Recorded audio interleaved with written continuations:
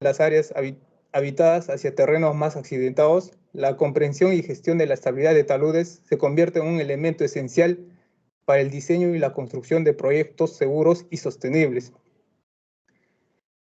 Este tipo de construcción en la ingeniería civil se ocupa de la evaluación y el análisis de la resistencia de los taludes, considerando una variedad de factores que van desde la naturaleza del suelo hasta la influencia de las condiciones climáticas. La estabilidad de taludes no solo afecta la integridad de la estructura como las carreteras o las presas, sino también juega un papel importante y crítico en la gestión de riesgos naturales como la erosión, entre otros factores.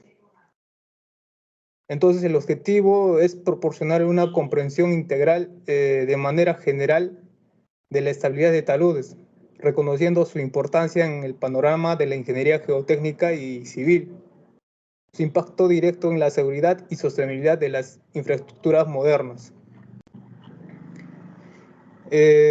Entonces, siguiente, por favor.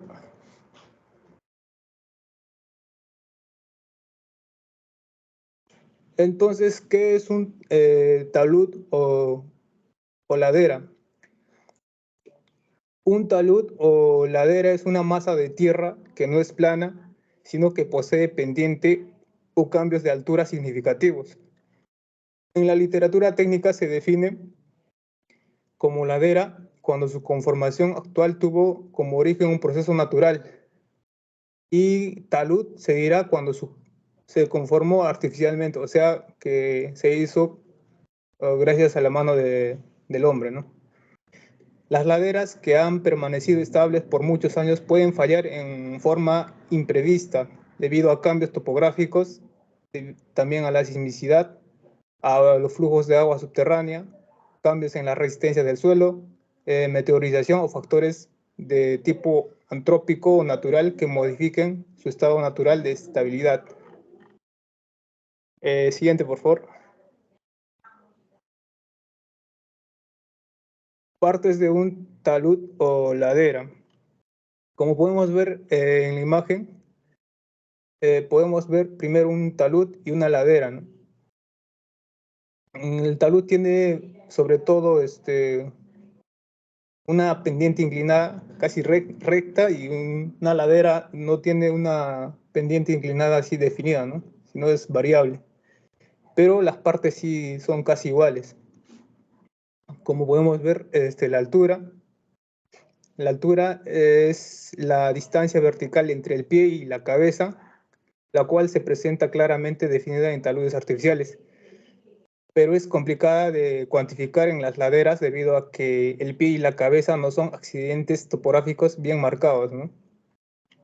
Otra parte es el pie, corresponde al sitio de cambio brusco de pendiente en la parte inferior. Cabeza o escarpe se refiere al sitio de cambio brusco de pendiente en la parte superior. Altura del nivel freático es la distancia vertical desde el pie del talud o ladera hasta el nivel de agua medida debajo de la cabeza. Pendiente es la medida de la inclinación del talud o ladera. Puede medirse en grados, en porcentajes o en la relación m sobre 1, ¿no? En la cual m es la distancia horizontal que corresponde a una unidad de distancia vertical. También existen otros factores topográficos que se requiere definir, como son la longitud, convexidad vertical, curvatura y área de la cuenca de drenaje, los cuales pueden tener influencia sobre el comportamiento geotécnico del talud. Si hay deslizamiento en un talud o una ladera, las partes se van a modificar, ¿no? Siguiente.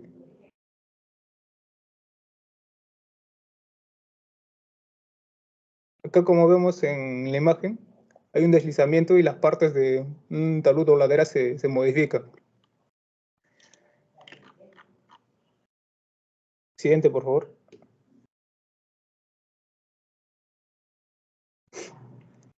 Ahora vamos a hablar sobre la clasificación de movimientos en masa en taludes y o laderas.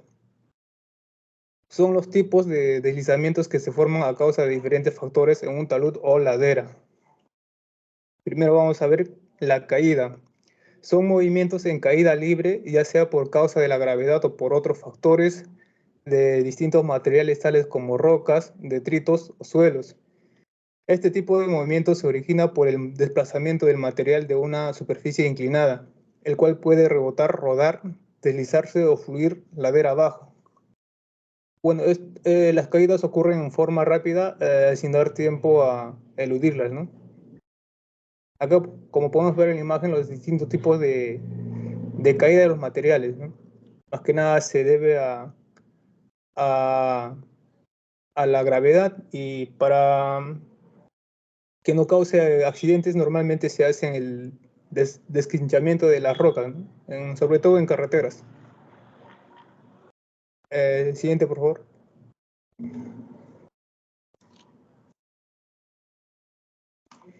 Inclinación o volcamiento.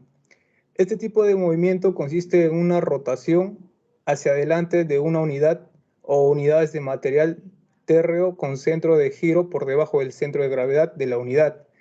Generalmente los volcamientos ocurren en las formaciones rocosas, pero también se presentan en suelos cohesivos, secos y en suelos residuales.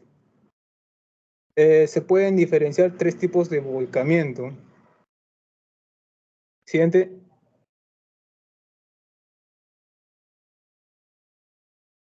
El volcamiento a flexión, el volcamiento en V invertida y el volcamiento a flexión en bloque. El volcamiento a flexión son las columnas continuas que se rompen y separan unas de otras en flexión a medida que se inclinan hacia adelante. El volcamiento en V invertida consiste en la inclinación múltiple de una serie de bloques con centro de giro en la superficie inferior del sitio de volcamiento, el cual puede convertirse en una superficie de falla.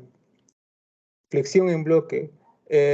Consiste en una flexión continua de columnas largas a través de desplazamientos acumulados a lo largo de las numerosas juntas. Siguiente. Reptación. La reptación o creep consiste en movimientos del suelo subsuperficial desde muy lentos a extremadamente lentos, sin una superficie definida de falla. La profundidad del movimiento puede ser desde pocos centímetros. Bueno, generalmente el desplazamiento horizontal es de unos pocos centímetros al año y afecta a grandes áreas del terreno. La reptación puede preceder a movimientos más rápidos como los flujos o deslizamientos traslacionales. También la reptación comúnmente ocurre en las laderas con pendientes bajas, ¿no? Se le atribuye a la alteración climática relacionada con los procesos de humedecimiento y secado en los suelos, usualmente arcillosos o muy blandos. Siguiente, por favor. Deslizamiento rotacional. Es un desplazamiento rotacional.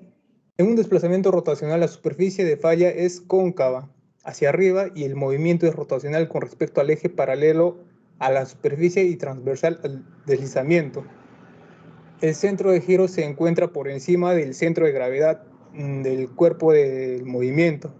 Visto en planta, el deslizamiento de rotación posee una serie de agrietamientos concéntricos y cóncavos en la dirección del movimiento. El movimiento produce un área superior de hundimiento y otra inferior de deslizamiento, lo cual genera comúnmente flujos de materiales por debajo del pie de deslizamiento. La cabeza del movimiento hacia atrás y los árboles se van a inclinar de forma diferente en la cabeza y en el pie de deslizamiento, ¿no? Como vemos ahí en la imagen.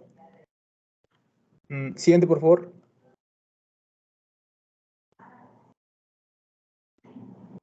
Deslizamiento de traslación. El deslizamiento de traslación, la masa se desliza hacia afuera o hacia abajo a lo largo de una superficie más o menos plana o ligeramente ondulada y tiene muy poco o nada de movimiento de rotación o volteo. En muchos desplazamientos de traslación, la masa se deforma o se rompe y puede convertirse en flujo, especialmente en zonas de pendientes fuertes. Siguiente, por favor. Extensión lateral. Se denomina extensión o esparcimiento lateral a los movimientos con componentes principalmente laterales en taludes de baja pendiente, en los esparcimientos laterales de modo del movimiento dominante. Del movimiento dominante es la extensión lateral acomodada por fracturas de corte y tensión. Las extensiones laterales también ocurren comúnmente en las masas de roca sobre suelos plásticos o finos, tales como las arcillas y limos sensitivos, que pierden gran parte de su resistencia al remoldearse, ¿no? Siguiente. Hundimientos. Los hundimientos son movimientos generalmente verticales de masa de suelo en las cuales ocurre una disminución del volumen general del terreno. Los procesos de hundimiento de gran magnitud se clasifican como parte de los movimientos en masa o deslizamientos. Pero aunque para su ocurrencia la presencia de un talud no es necesario un prerequisito, pueden ser de gran magnitud o relativamente pequeños los hundimientos, se deben a diferentes causas. Hundimiento por deformación geológica, o también conocido como sanding.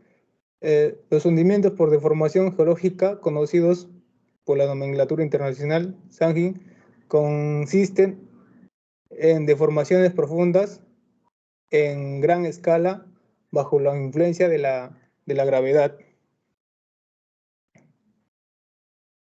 Siguiente, por favor. Depresión por subsidencia, formación de cavernas y sinkholes. La subsidencia consiste en un hundimiento generalizado del terreno.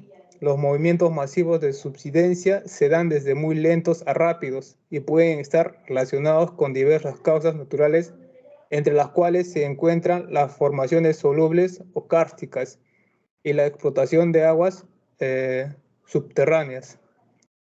Las calizas y dolomitas son rocas carbonatadas, solubles y muy susceptibles a la descomposición química. La meteorización química produce vacíos o cavernas dentro de la formación rocosa y que estos pueden ser de gran tamaño. El hundimiento o colapso del techo de estas cavernas produce deslizamientos por hundimiento. El resultado puede ser la generación de una dolina o sinkhole, otra forma de llamarlo también se llama así, ¿no? Sinkhole. Siguiente, por favor.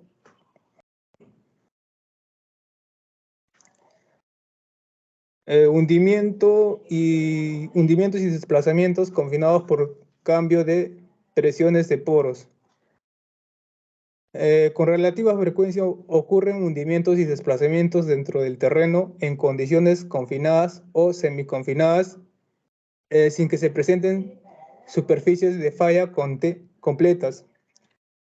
Estos desplazamientos obedecen a deformaciones o reacomodo interno de las partículas al aumentar la presión de poros o disminuir las tensiones negativas.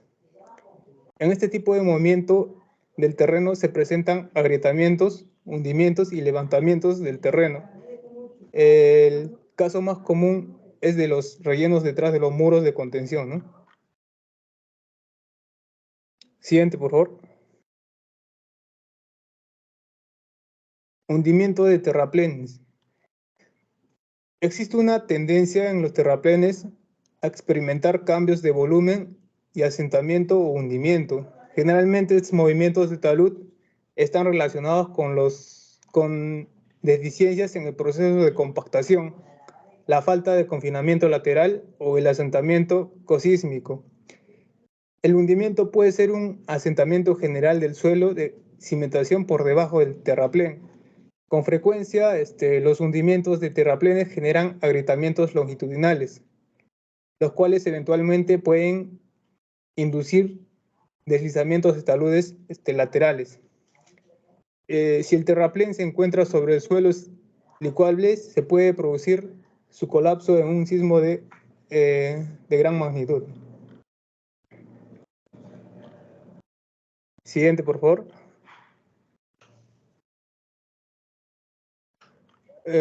Flujo de tierra. Son movimientos lentos de materiales blandos. Estos flujos frecuentemente arrasan parte de la carga vegetal.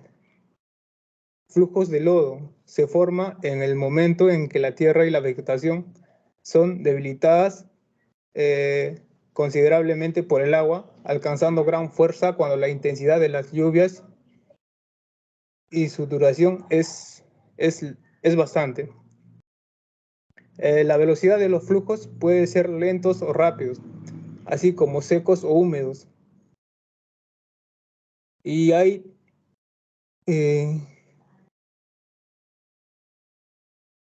los flujos son muy lentos o extremadamente lentos, se asimilan en ocasiones a los fenómenos de reptación. Siguiente, por favor.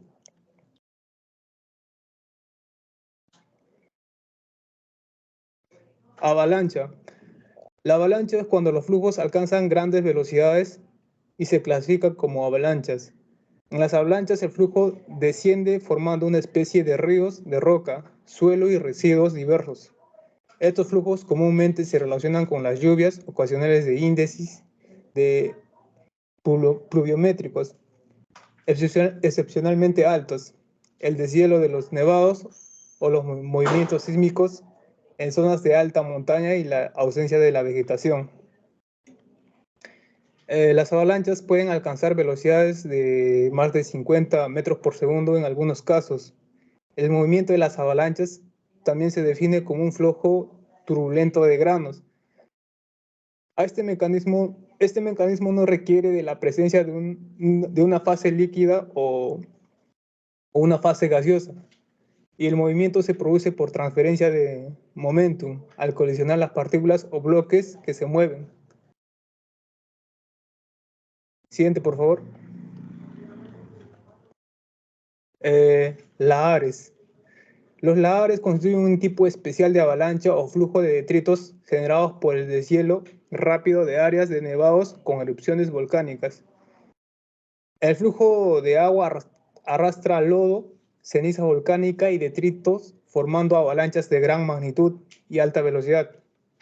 Un ejemplo de lahar fue la avalancha que ocurrió en Colombia hace poco, la cual sepultó un pueblo completo y murieron más de 23.000 personas, ¿no? Siguiente, por favor.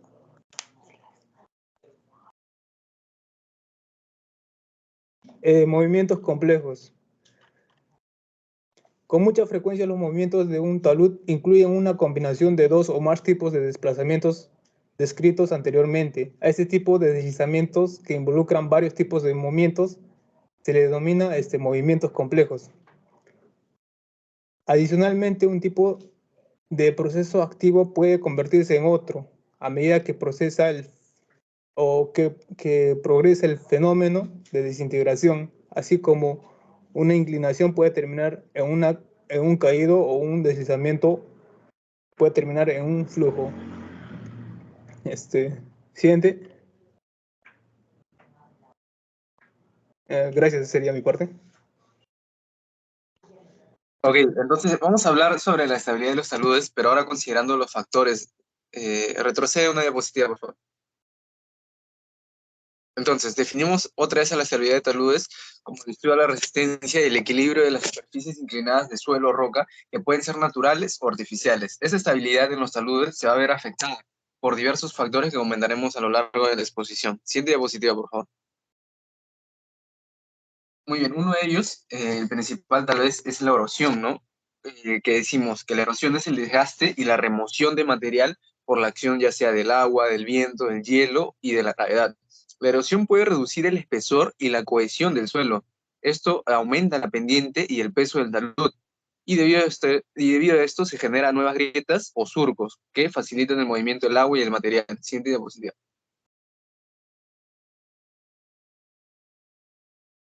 Entonces, ¿cómo evitamos la erosión? La erosión se puede prevenir o también se puede controlar mediante la protección de la superficie del talud, ya sea con vegetación. Esto es muy visto en la selva, ¿no? Con los meandros, ¿no? Se suele ver mucha vegetación y eso evita que el caudal eh, se colapse, abarque zonas aledañas, ¿no? También con geosintéticos, mallas geosintéticas que podemos ver en la Costa Verde, por ejemplo, o escolleras y entre otros elementos. De que se puede evitar, pero siempre va a ser lo mejor prevenirlo. Esto como uno de los factores para controlar mejor la estabilidad del talud. Siguiente diapositiva, por favor. Condiciones sísmicas. Otra cosa a tener en cuenta para medir y siempre parametrar correctamente la estabilidad son las condiciones sísmicas.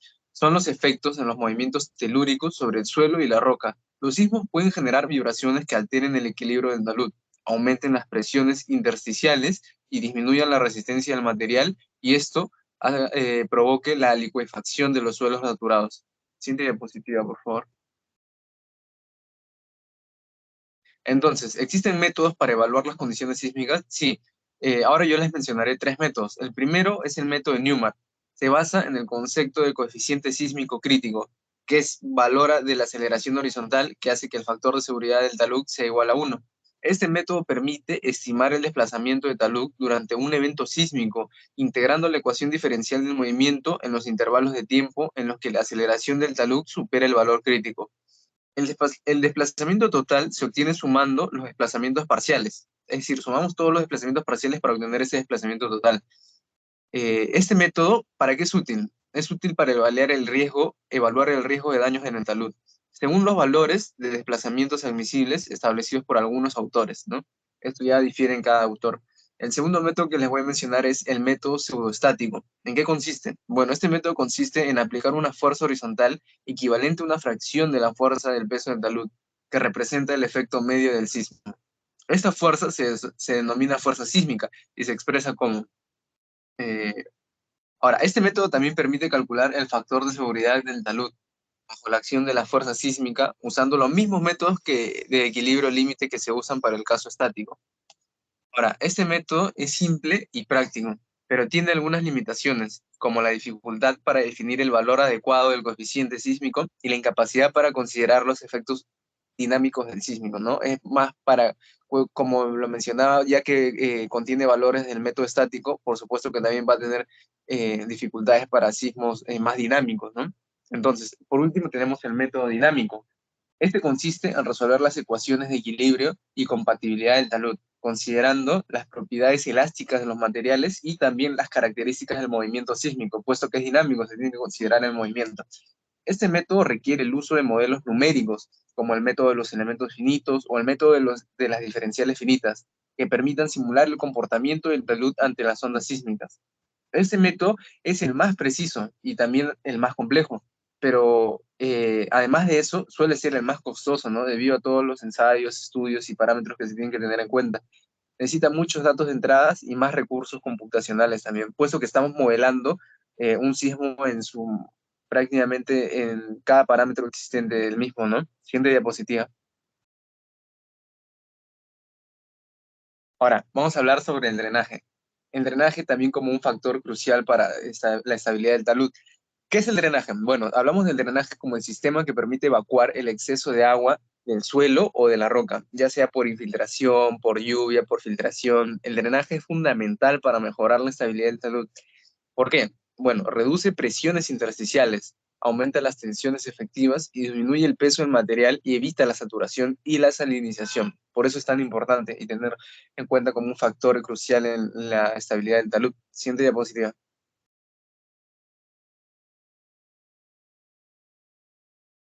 Entonces, ¿cómo logramos un buen drenaje? El drenaje se puede lograr mediante drenes, zanjas, también por tuberías o pozos, ¿no? Como podemos ver en las imágenes. También se puede controlar o se puede hacer un buen drenaje mediante el manejo adecuado del riego, ¿no? Si hacemos un buen manejo del riego, tendremos un buen manejo del drenaje. Y por último, la fertilización y la vegetación también vista para evitar la erosión, ¿no? Entonces la vegetación ya va siendo un método efectivo, ¿no? En dos casos, ¿no? Para la erosión y el drenaje. Siguiente diapositiva, por favor.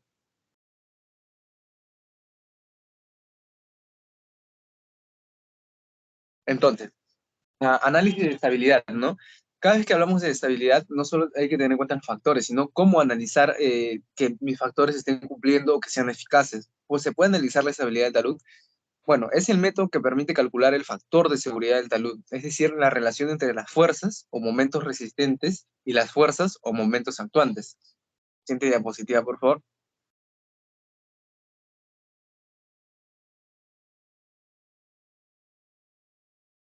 Entonces, ¿cómo realizamos el análisis de estabilidad? El análisis de estabilidad se puede realizar mediante el método de equilibrio límite, que considera el equilibrio de fuerzas o momentos en una superficie de falla potencial. Es decir, llevar los análisis a los extremos, ¿no? Hacia las fallas más potenciales. También mediante el método de elementos finitos, como lo habíamos mencionado, que considera el equilibrio de fuerzas y deformaciones en todo el dominio del talud. Es decir, podemos basarnos en deformaciones que recorren todo el talud o encontrar la superficie con la falla potencial, ¿no? Y analizar ese punto específico. Tenemos dos tipos de análisis. Siguiente diapositiva.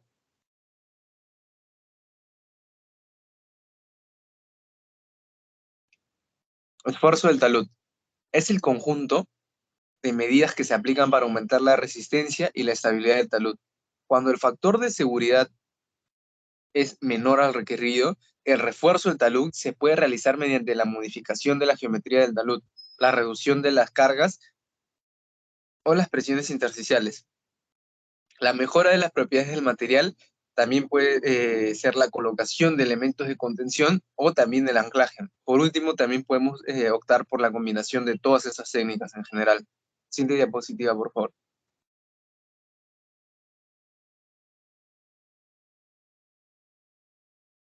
Algunos métodos para reforzar el talud. Yo les voy a mencionar 5 métodos que mencioné hace unos instantes, que son los anclajes, los pilotes, los micropilotes, los clavos o bulones y los geosintéticos.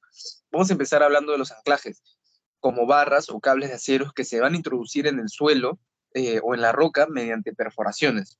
Una vez fijados, mediante inyección de lechada de cemento o resina, los anclajes se conectan a una placa o una viga en la superficie del talud y generan una fuerza de tracción que impide el deslizamiento del material, es decir, queda anclado.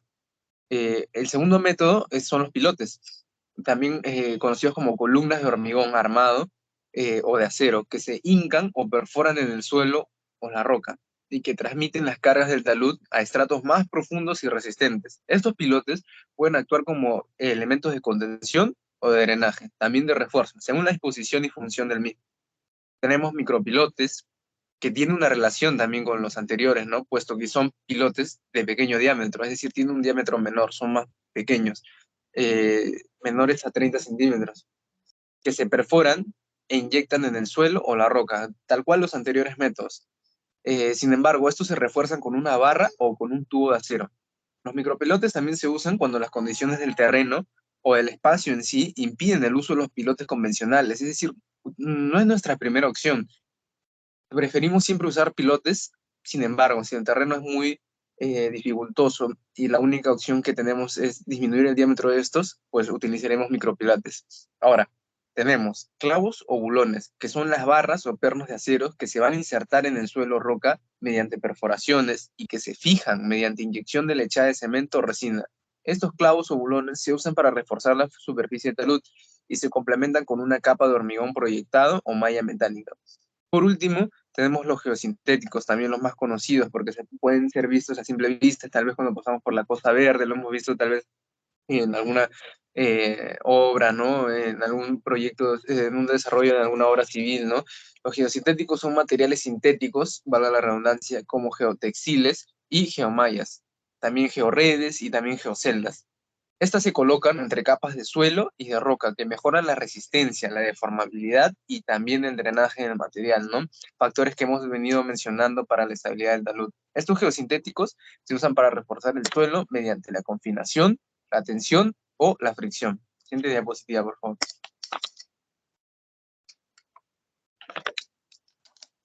Por último, y más importante también, es el monitoreo, puesto que yo puedo tener en cuenta todos los factores que necesite. Sin embargo, si yo no lo estoy monitoreando constantemente, ¿cómo puedo saber su eficacia en la aplicación de cada uno? Entonces, hablemos del monitoreo. ¿Qué es? Es el seguimiento, la evaluación del comportamiento del talud mediante la medición de parámetros como la deformación, el desplazamiento, la inclinación, la presión intersticial y también la humedad, la temperatura y la aceleración, entre muchos otros. ¿Por qué es tan importante?